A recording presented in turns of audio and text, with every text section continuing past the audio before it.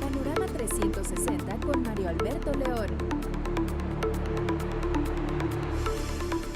La zona metropolitana, que incluye a la Ciudad de México y municipios del Estado de México, cumplió 3 días consecutivos de contingencia ambiental fase 1 con la implementación del doble hoy no circula. Incluso se estuvo a punto de activar la fase 2 en algunas zonas. Tlalpan se quedó a solo 10 unidades.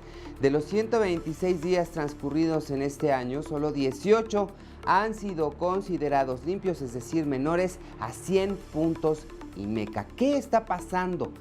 ¿Qué nos deparan las políticas públicas para contener esto? Bueno, de eso vamos a hablar hoy en Panorama 360, el programa de políticas públicas de Efecto Televisión y Capital Media, con una mujer que conoce este tema al revés y al derecho. No se vaya.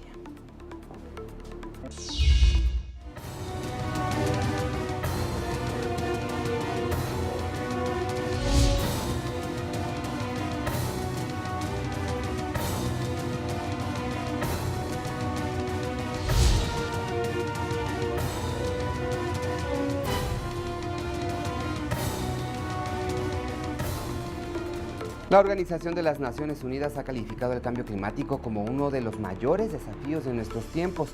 Se habla ya de gobernanza ambiental, de economía verde, de desarrollo sustentable, de países de todo el mundo que afinan la implementación del Acuerdo de París, documento resultado de las negociaciones sobre el clima. Esto apenas en diciembre pasado, mientras que los problemas ambientales nos han alcanzado. El Valle de México ha sido sometido a estrictas reglas para aminorar la contaminación ambiental. La solución se ha visto cuestionada por el sector económico, por la sociedad y sí, también por especialistas.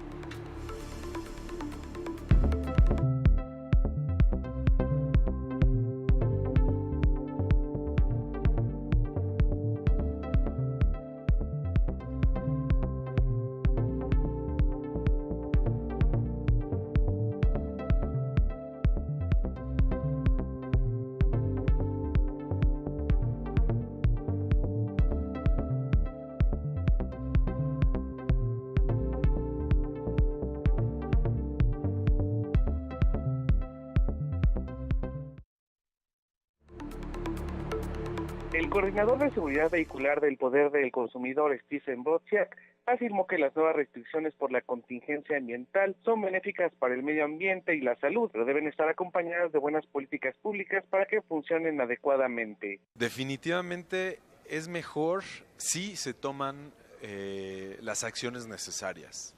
Es decir, uno puede poner como parámetro los límites recomendados de la Organización Mundial de la Salud, pero si eso no va acompañado de los fondos de cambio que se requieren de todo orden, entonces no va a ser no va a mejorar en ningún momento la calidad de aire para nada. Señaló que las restricciones como el doble hoy no circula no deben ser permanentes porque la gente comenzará a comprar nuevos vehículos y engrosar el parque vehicular, por lo que la mejora del ambiente será a mediano y largo plazo. El otro riesgo es que no debe ser una medida permanente, porque si no la gente va a adquirir un nuevo vehículo y va a engrosar el parque vehicular, y saber también que estos cambios, la mejora de la calidad del aire no es en el corto plazo, va a ser la verdadera mejora en la calidad del aire es a mediano y largo plazo. Finalmente aseguró que las autoridades tienen la obligación de revisar y regular los combustibles, el transporte pesado y público, así como la industria y el ordenamiento urbano. Entonces eso facilita las cosas para que el gobierno haga lo que tenga que hacer en cuanto a la regulación de combustibles, en cuanto a la regulación de las tecnologías de control de emisiones, del transporte pesado, del transporte ligero, de las fuentes de emisiones fijas, que son las industrias, en cuanto también a la mejora del transporte público. Para Capital Media reportó Jorge Botrón.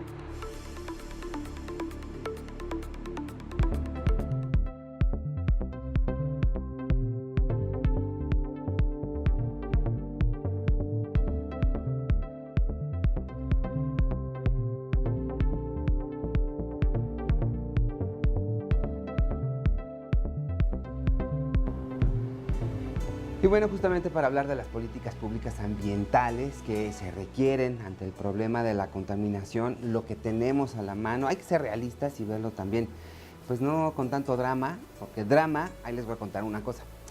Por ahí de los 70s, Hugo Argüelles, un escritor que ya murió, escribió una obra de teatro que se llama El cielo nuestro que se va a caer.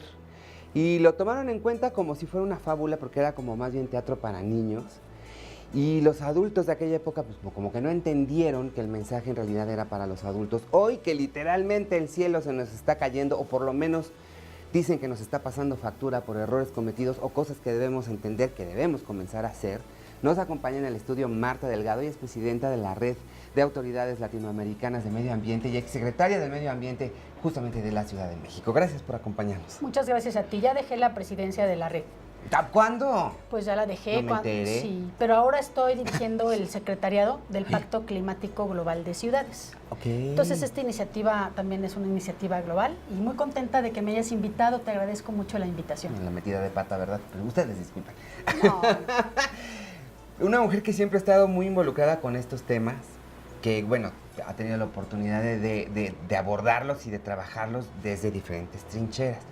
¿Cómo ve lo que está pasando hoy en Ciudad de México?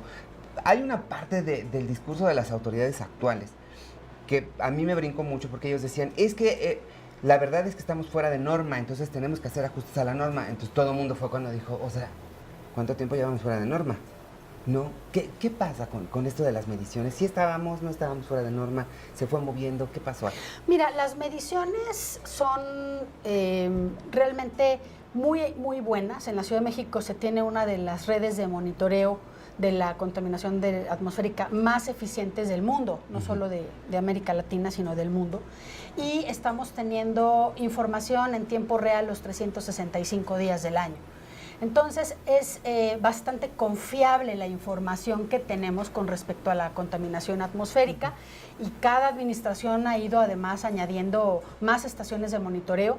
Por cierto, toda la red está integrada tanto del Estado de México como de la ciudad y trabaja muy bien.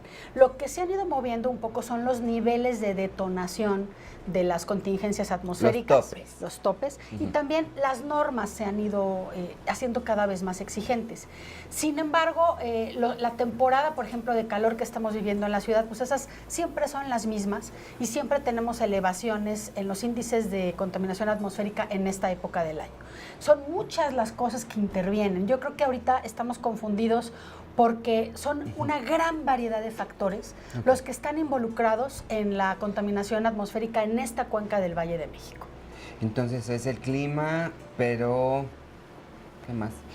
Mira, tenemos muchos factores, o sea, tenemos primero las emisiones, ¿no? ¿De dónde provienen? Un parque vehicular creciente que tiene que ser controlado, que tiene que ser verificado 2 veces al año, en donde con el tiempo la verdad es que la gente se ha acostumbrado ya a tener estas restricciones en ocasiones a la circulación vehicular y bueno, es un componente muy importante que pesa bastante en la calidad del aire, pero no es el único. Pesa también la industria, pesan también otras actividades como pues las cargas de gasolina, las pinturas al aire libre de vehículos, las tintorerías que usan diferentes compuestos, utilizan químicos que también al reaccionar en la atmósfera conforman el ozono. Hoy tenemos una contingencia de ozono que es un contaminante que no emitimos directamente a nadie, sino que es la configuración en la atmósfera de este componente a partir de unos precursores, óxidos de nitrógeno, óxidos de azufre, que se combinan y entonces generan este tercer contaminante. Entonces es muy difícil de controlar así directamente porque pues sería más fácil saber quién controla ozono, pues lo voy a tapar, lo voy a... No es tan directo, por eso las políticas son tan diversas, desde los automóviles, la industria, el tipo de gasolinas que estamos haciendo. Y el tercer factor que tú decías, la química atmosférica, tiene que ver con la meteorología. 2 componentes importantes de la meteorología, la radiación solar y los vientos. Entonces, en esta época del año, cuando tenemos altísimas concentraciones de contaminantes, altísima radiación solar y estabilidad atmosférica. O sea, 0 vientos.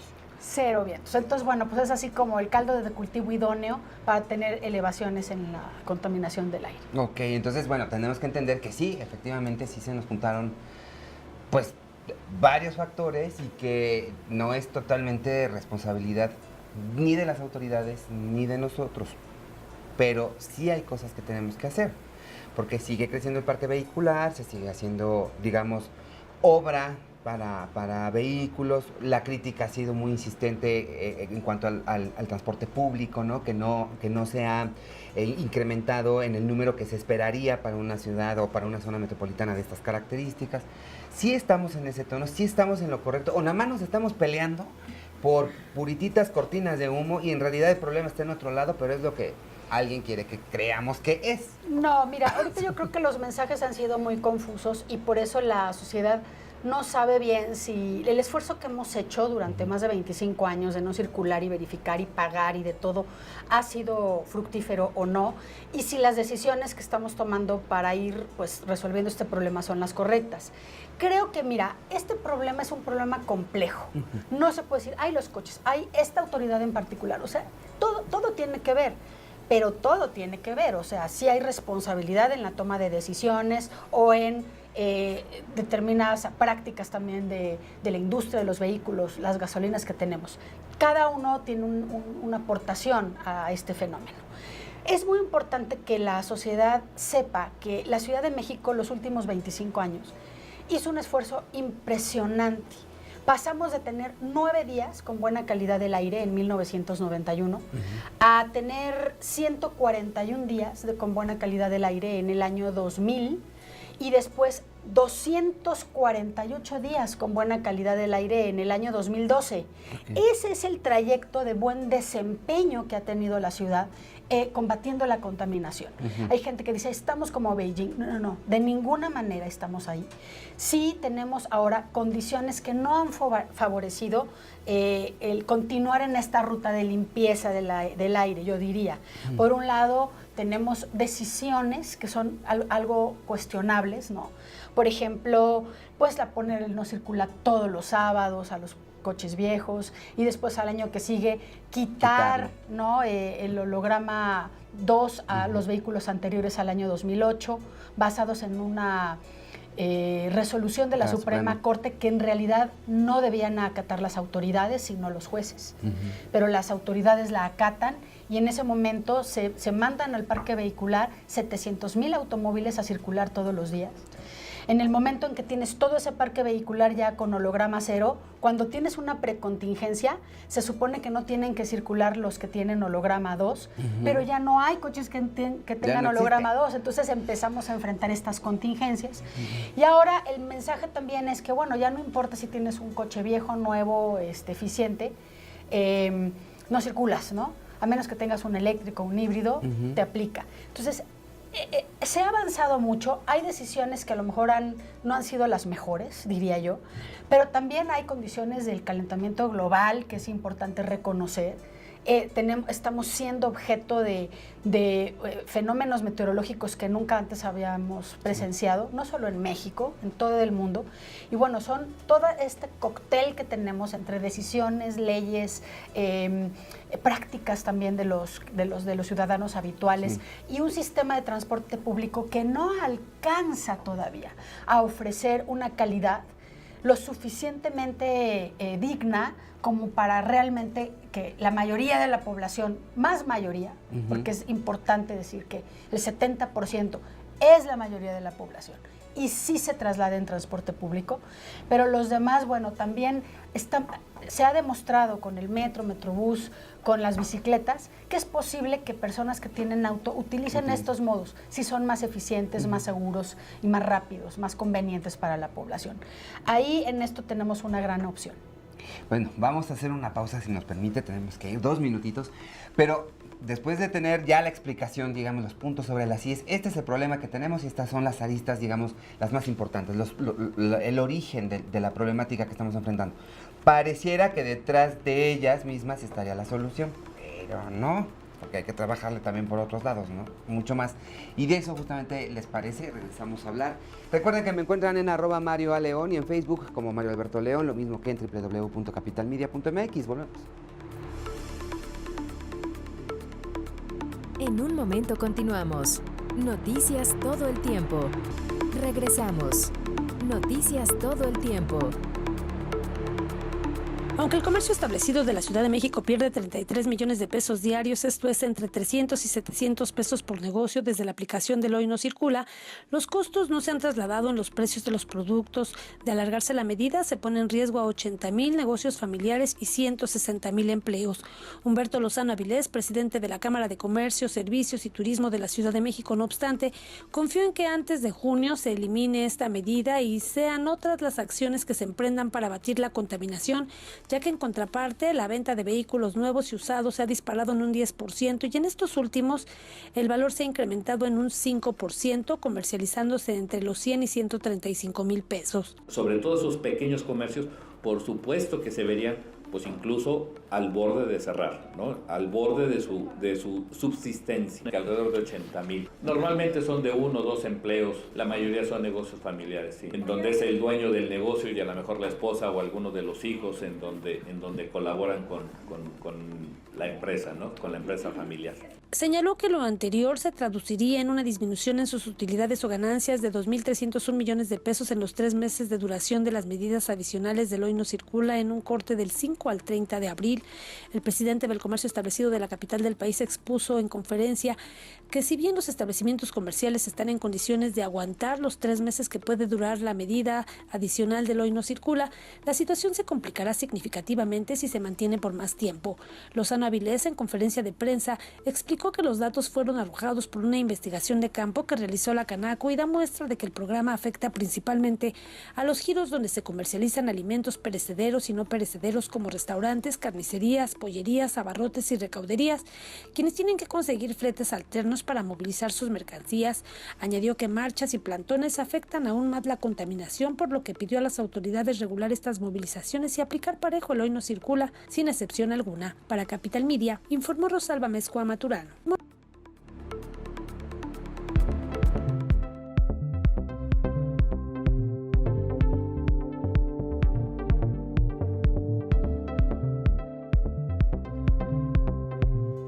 Lo salte que me lo... Estamos platicando con Marta Delgado, que sigue corrigiéndome un problemita que tuve con su crédito, pero ahorita lo pongo bien. Y también estamos hablando de 2 cosas que ella considera también que son muy importantes, y a lo largo de otras personalidades que nos hagan acompañado a hablar justamente también de este tema, está las gasolinas por un lado, y por el otro que esto en materia de transporte público es como si fuera una dona.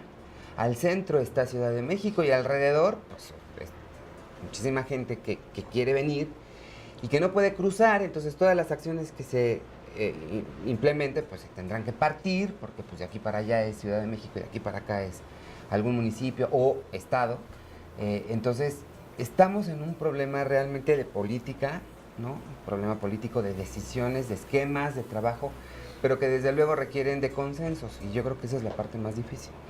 Mira, yo creo que el éxito que se tuvo en los últimos años para reducir las emisiones atmosféricas fue que se trabajó primero a nivel metropolitano en la Comisión Ambiental Metropolitana. Ahí las autoridades de Hidalgo, el Estado de México, federales y de la Ciudad de México, independientemente de los partidos, se tomaban las decisiones, desde los No Circula hasta el ProAire, que es el programa para mejorar la calidad del aire. El vigente es el 2011-2020 y realmente ahí dicen todas las medidas de lo que tendría que estarse haciendo en esta década, 2011-2020, para reducir todavía más la contaminación atmosférica. La segunda cosa que tuvo mucho éxito es que las decisiones se fundamentan en el conocimiento científico, más que en las propuestas, no sé, de otro tipo. Hay un cuerpo de científicos que se reunían, bueno, muy consuetudinariamente y toman estas decisiones y analizan la química atmosférica, cómo hacer, van haciendo las propuestas. O sea, el acompañamiento científico creo que es muy importante y se tiene que recuperar, porque de repente, bueno, pues también uno oye cada ocurrencia para poder resolver el problema que dices, híjoles, esto va a salir peor, o no sé, o no es prioritario. Entonces, esta fundamentación científica es importante. Y la tercera característica es que los planes tienen que ser de largo plazo. Es muy peligroso estar planeando para la coyuntura, ¿no? Y ahorita, la verdad, políticamente, pues las coyunturas están muy complicadas, que si las elecciones y los gobiernos que van de salida.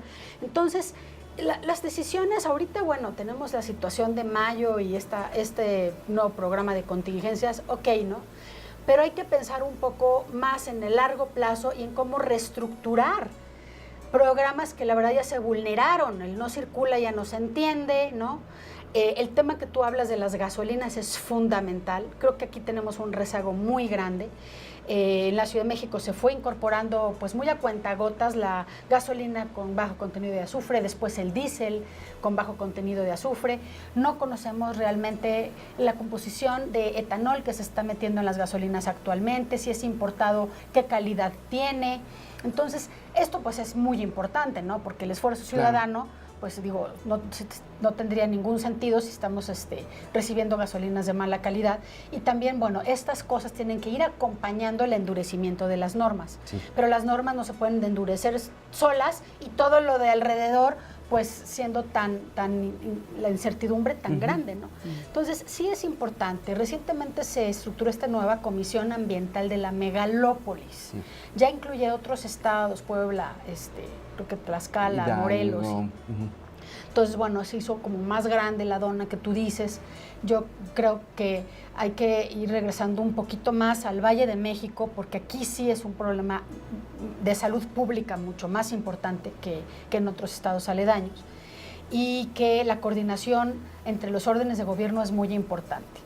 Termino, lo que tú decías, Mario, es como casi de sentido común. Si tú tienes una política de desarrollo de transporte público que se quede en la orillita del Distrito Federal o viceversa. Bájense todos y pásense al otro y vuelvan a pagar. Eso es terrible. Mira, logísticamente es absurdo. Sí. Pero además, digo, como política pública y como política de movilidad y de ambiental, es absurdo, ¿no? Por eso, por ejemplo, la coyuntura actual del constituyente es muy, pues, diría yo, lamentable, ¿no? Que no se haya pensado, por ejemplo, en una constitución o que pudiera ver hacia el futuro de la megalópolis, quizás con gobiernos con algunas modalidades metropolitanas, en donde ciertas políticas públicas pudieran ser más incluyentes de otros. Es muy difícil políticamente, sí, pero es lo que se necesita. ¿No? Digo, sí, claro, eso es pero la necesidad a veces la política no la ve en ese sentido, la ve en otros aspectos, pero la gente es la que no está pudiendo ejercer, digamos, ese empoderamiento suficiente, creo yo, como para convencer a esta parte política, este trato político, que el beneficio de la población también, a la larga, será el beneficio de todos los grupos, ¿no? Será un beneficio no sectoriado. Sin embargo, se ve así como coto, pero es un beneficio que no puede ser de pequeños grupos, tiene que ser general. Y en cuestión de transporte, pues sí es decir, si no es el talón de Aquiles, sí es una de las partes que más duele, que más pone en riesgo las acciones, ¿no?, que se puedan implementar. Es prioritaria. Yo te diría que en el Valle de México la prioridad 1 es la movilidad, y bueno, que tiene pegada, ¿no?, un poco, o más bien vinculada, la calidad del aire. Y ahora, por ejemplo, con la creación de nuevos municipios y autoridades municipales, cabildos en la ciudad, en donde, bueno, casi era un bloque la Ciudad de México y después los municipios del Estado de México, que tenían un desafío enorme de negociación y de, pues, procesamiento de las decisiones. Ahora lo vamos a tener también, toda esa dificultad de procesamiento aquí. Entonces va a ser mucho más complicado llegar a este tipo de acuerdos. No, ni va a haber, pero en este sentido, la megalópolis también es un ente, pues, que llama al consenso, pero no hay nada que lo articule y que le dé como fuerza. ¿No sería también necesario que fuera un poquito más allá de la buena voluntad y que los acuerdos tuvieran, digamos, dientes para que se pudieran hacer cumplir o vale?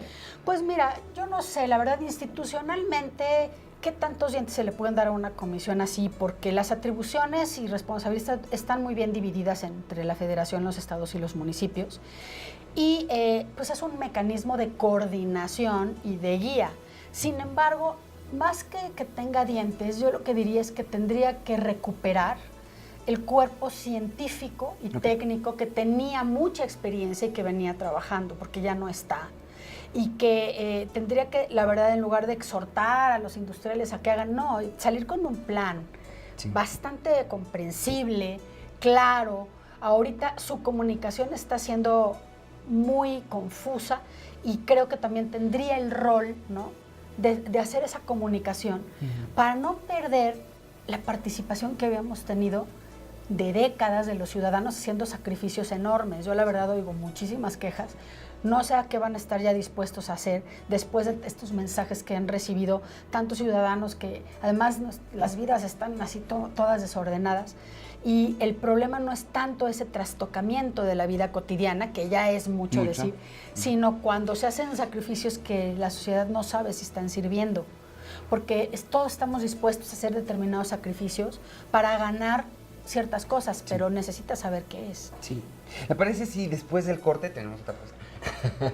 Podemos hablar justo de esta parte, porque también es otra cosa que va junto con pegado, que es la infraestructura, ¿no? Poder dotar y poder hacer ajustes, pues requiere acomodar, tener una infraestructura, tener los apoyos y demás para poder hacer la distribución.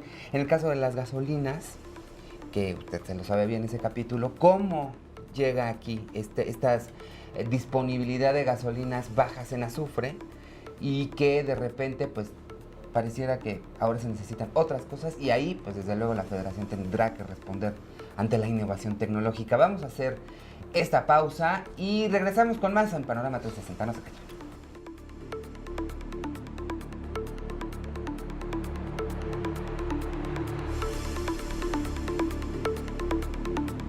En un momento continuamos. Noticias todo el tiempo. Regresamos. Noticias todo el tiempo. Seguimos revisando este panorama sobre pues esta contingencia ambiental que llegamos ya a fase 1 cuando pues ya tenían décadas. Yo creo, me acuerdo un par de veces, ¿no?, que sí tuvimos emergencias muy al inicio de que se establecieron estas medidas. Estamos con Marta Delgado, ella es directora del Pacto Climático Global de Ciudades. Y la verdad es que es importante, muy importante su testimonio, sobre todo en este caso conoció este problema de cerca, lo padeció, tuvo que apretar tuercas, subir, bajar, llegar a consensos, convencer a los jefes, porque pues no es que como secretaria de Medio Ambiente haya llegado y haya dicho, yo quiero hacer esto, y pues el jefe de gobierno de Ciudad de México le dijo a todo que sí, pues no, y intervienen que empresas, pues todo el mundo tiene algo que opinar en este tema, ¿no? Sí, fíjate que afortunadamente esta es una de las pocas políticas públicas del país que se planean con anticipación y de largo plazo. Entonces, cuando yo entré en 2006, mis antecesores ya habían hecho el ProAire 2000-2010, entramos a implementar la última parte del 2006 al 2010 y 2 años del 2009 al 11 planteamos y preparamos el ProAire 2011-2020. Entonces, la verdad es que esta política pública es muy bien planeada. Ya no es necesario, la verdad, sacarse de la manga las ideas, están muy bien pensadas. Sí hay como que aterrizarlas, o sea, los gobiernos deciden de todas esas propuestas que pueden implementar más, tienen que negociarlas entre todos, es decir, ahí está qué hacer, pero bueno, ya la implementación es la parte más difícil. Y es el involucramiento sí, del cuerpo científico, de los funcionarios a nivel local y federales en esto, y por supuesto de Pemex, de la Secretaría de Energía, son muy importantes. Yo me acuerdo que en el 2008 nos tocó negociar con Pemex la dotación del diésel de ultrabajo contenido de azufre para poder comprar los autobuses del Metrobús Euro 4, Euro 5, que requieren este tipo de combustible y que no había en la Ciudad de México. Entonces, por varios meses, casi un año, nos tuvieron que traer el diésel desde Ciudad Juárez hasta acá. Con el sobrecosto que eso implicaría, ¿no? Exactamente, y solamente para el Metrobús. Poco a poco ya se fue introduciendo para todo el Valle de México, pero sí estamos bastantes años atrás de cumplir con la norma y con la meta de ya tener diésel de ultrabajo contenido de azufre en el país. Y sobre todo, bueno, pues no conocemos al día de hoy, ¿qué tipo de gasolinas estamos importando? Sí, ¿no? Los componentes y demás, pues, digo, y con los problemas que tiene la ahora empresa productiva del Estado, pues seguramente habrá que hacer ajustes muy importantes, sobre todo en esto, ¿no? Bajar la información a la población. Pero ahora que lo está mencionando, esta situación del Valle de México, bueno, ya también tenemos mediciones en otras grandes urbes, ¿no? Monterrey, Guadalajara y demás, están también ya pues tratando de medir cuál es su carga de contaminantes que están emitiendo, pero también están teniendo ya problemas. Además de planeación lógica que requiere de proyectos y de inversión muy importantes en estas urbes, pues nos habla que hay un común denominador. Entonces sí tiene que ver mucho el combustible que estamos ocupando y la manera en la que lo estamos destinando para las cosas. Sí, eso es esencial. Yo creo que ahí hay un punto de clarificación que tiene que ser muy importante a la sociedad y también a todos los que están involucrados en la regulación. También eso que dices me parece muy interesante, es observar que muchas ciudades del país vienen de tener mejor calidad del aire a tener peor calidad del aire, ¿no? Hasta hace muy poco tiempo la Ciudad de México venía de tener peor calidad del aire a mejorar cada año sus días con buena calidad y mejorar, ¿no? Entonces esas tendencias son muy importantes de identificar, porque más de la coyuntura de este mayo del 2015 hay que ver, perdón, del 2016, hay que ver cómo estábamos el año pasado y el anterior y ir viendo estas gráficas porque estamos observando tendencias. Para que tomemos decisiones de largo plazo, pues hay que observar las tendencias. Sí. Y ahí es en donde la coyuntura no ayuda a tomar una decisión, una medida por una contingencia, ¿no? Sino que hay que ver todo, ¿no? Y analizar ahora los datos de la red de monitoreo y también del radar meteorológico. El último año del gobierno anterior se adquirió un radar meteorológico en la ciudad que es capaz de medir con láser un rayo de 3 kilómetros de altura con la especiación de todos los contaminantes en ese lugar que están habiendo, ¿no? Y otro. Entonces va midiendo qué especie de contaminantes y a qué alturas están.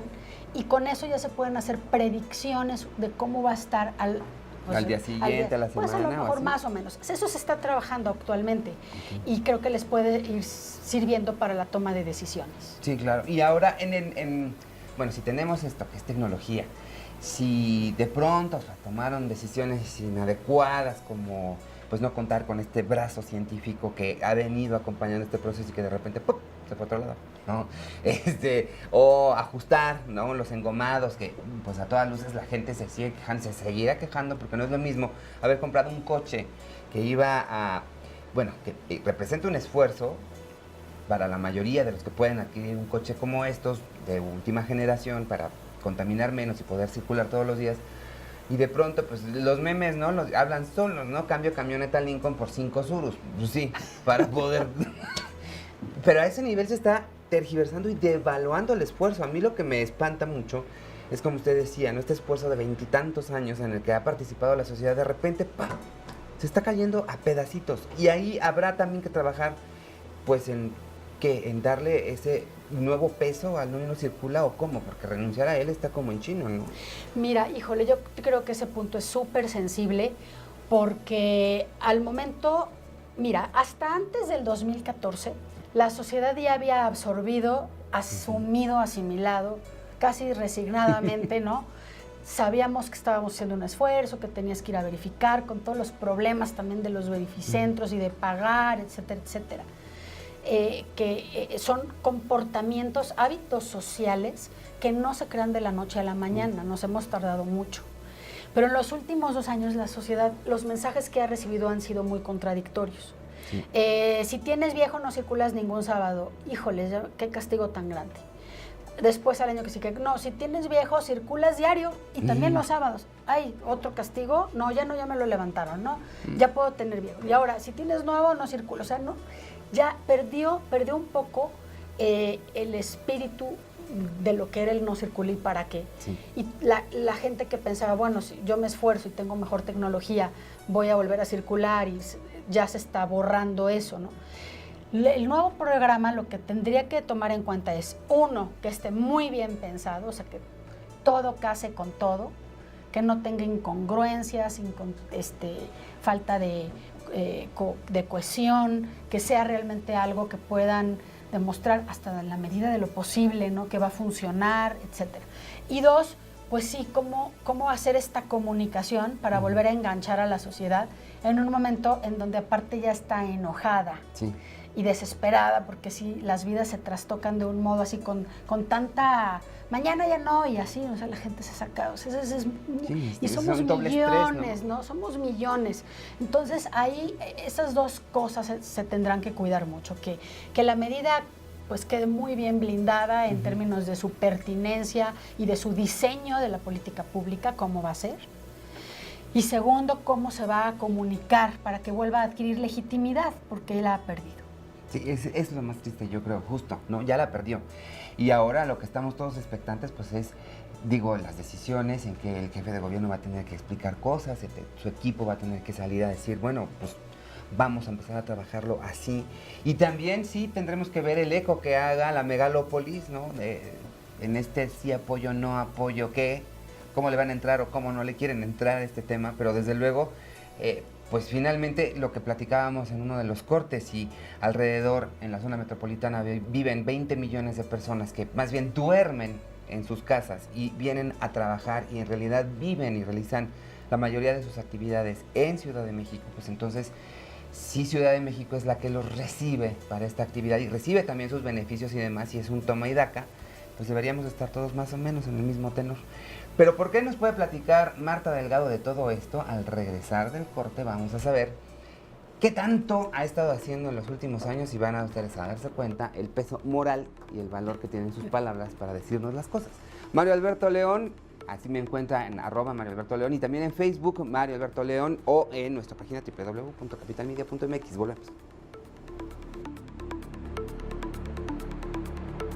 La calidad de los combustibles que ocupa México está a mitad de los estándares internacionales, a media tabla, así lo calificó el presidente de la Confederación Patronal de la República Mexicana, Gustavo de Hoyos. En el mundo hay distintos requerimientos en materia ambiental. Sabemos que, por ejemplo, California tiene los más altos estándares. México está a media tabla, vamos a decirlo así. Indicó que las normas oficiales mexicanas dan certeza de la calidad de las gasolinas que se venden en todo el país, pero reconoció que estas podrían mejorar, es decir, ser más puras y menos contaminantes. Desde luego, hay, una aspiración y debemos estar siempre apuntando en esa dirección para que nuestras normas oficiales cada vez más abonen más al cuidado del medio ambiente. En eso, desde luego, tenemos que avanzar paulatinamente. Hay que conciliar porque obviamente los combustibles más puros tienen también un costo más elevado. Entonces tenemos que ir avanzando a la par para conciliar el cuidado del medio ambiente y también el costo de los energéticos. Al ser interrogado sobre las especulaciones de importación de gasolinas ultracontaminantes de origen chino que pudieran ser parte de la problemática de alta contaminación de los últimos días, el líder manifestó se trata de rumores sin fundamento. Creo que se trata de un rumor sin fundamentos. Cuando empezaron a aparecer estas informaciones, revisamos puntualmente la información pública disponible, tanto en los portales de la Secretaría de Energía como de Petróleos Mexicanos. Hablamos con los directores y la información que tenemos coincidente es de que es un borrego sin fundamento. Es decir, la gasolina que se está importando cumple, según las certificaciones y según información pública disponible, con la norma oficial mexicana. Entonces, por su parte, el titular de la Secretaría de Energía, Pedro Joaquín Codwell, negó que México importe este tipo de combustibles. Al salir de la reunión privada que sostuvo con Gustavo de Hoyos, puntualizó que Pemex ya se manifestó al respecto y que la dependencia que dirige tiene toda la información transparentada en materia de combustibles extranjeros. Para Capital Media informó Vianey Pichardo. En un momento continuamos. Noticias todo el tiempo. Regresamos. Noticias todo el tiempo. Durante el segundo día de contingencia ambiental que mantiene vigente la aplicación del doble hoy no circula, decenas de camiones de carga con evidentes emisiones contaminantes transitan por la lateral de la calzada Ignacio Zaragoza sin ser sancionados, incluso horas antes del horario permitido para ingresar a la Ciudad de México. Recordemos que como parte de las nuevas disposiciones para combatir los índices de contaminación ambiental, desde el pasado 18 de abril se prohíbe la circulación a los camiones de carga en la zona metropolitana entre 6 y 10 de la mañana, mientras que en la fase de contingencia se tendrán que apegar al esquema del programa Hoy no circula. Sin embargo, tendrán que ser detenidos, sancionados y retirados de circulación aquellos con evidentes signos de contaminación. Pero durante 2 días de contingencia consecutiva, estas disposiciones no se han respetado en el ingreso de la autopista México-Puebla, de acuerdo con denuncias ciudadanas. Al realizar un recorrido por esta vialidad, Capital Media constató que la flexibilidad en la circulación de camiones de carga se debe a la reducida presencia de elementos de tránsito y a la ausencia de las patrullas ambientales sobre la calzada Ignacio Zaragoza, desde el paradero del metro La Paz hasta el cruce con circuito interior y la avenida Río Churubusco. En otras zonas de acceso o tránsito de camiones de carga, como Calzada Vallejo, se ha detectado un flujo moderado de transportistas en horarios no permitidos. Sin embargo, es frecuente observar la circulación y vigilancia de una sola patrulla ambiental sobre toda la avenida en ambos sentidos. Este miércoles se decretó el tercer día consecutivo de contingencia ambiental, lo que también mantendrá el doble hoy no circula y la restricción a camiones de carga. Para Capital Media, Lucily Zavala.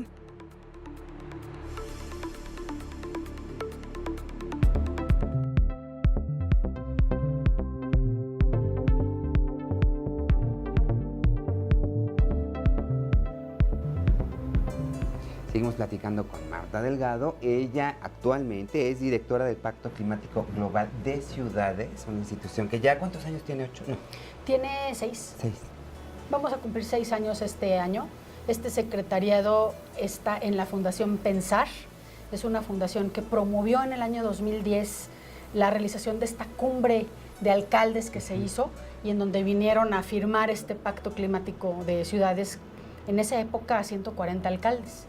Ahora ya son 340 alcaldes de 60 países del mundo los que estamos nosotros pues haciendo que tengan este compromiso de reducir sus emisiones de gases de efecto invernadero, adaptar a las ciudades al calentamiento global y comunicarle a la población los riesgos que está enfrentando. Por ejemplo, esto de la contaminación es un riesgo que tiene también una parte que ver con el calentamiento global. Entonces, estas 3 cosas son lo que hacemos coordinando este Pacto Global de Ciudades. Y es que, bueno, ahora que comentábamos en el corte, me hablaba de que está estudiando y está teniendo interacción con otras universidades, y así ahorita nos va a platicar. Pero yo me imagino que haber estado en esta posición de medio ambiente, en un tema que pues a muchos capitalinos, la verdad, sí les da bostezo. Y hasta le cambian, ¿no? Ven tema medio ambiente en el periódico, ¿qué más hay?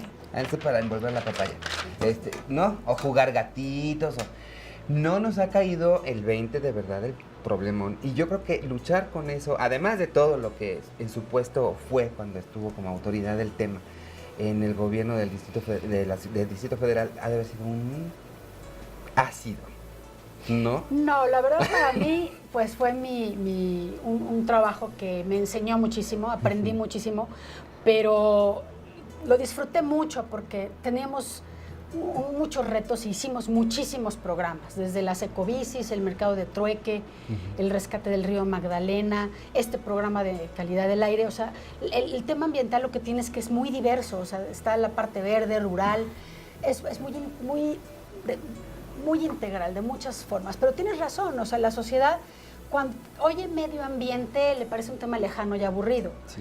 Pero ya cuando yo te digo el tema de circular, el tema de la calidad del aire, la basura, el agua, ahí cuando aterrizo ya en qué problemas ambientales está enfrentando la sociedad, la gente sí tiene mucho interés y además, pues, obviamente una relación directa con estos temas.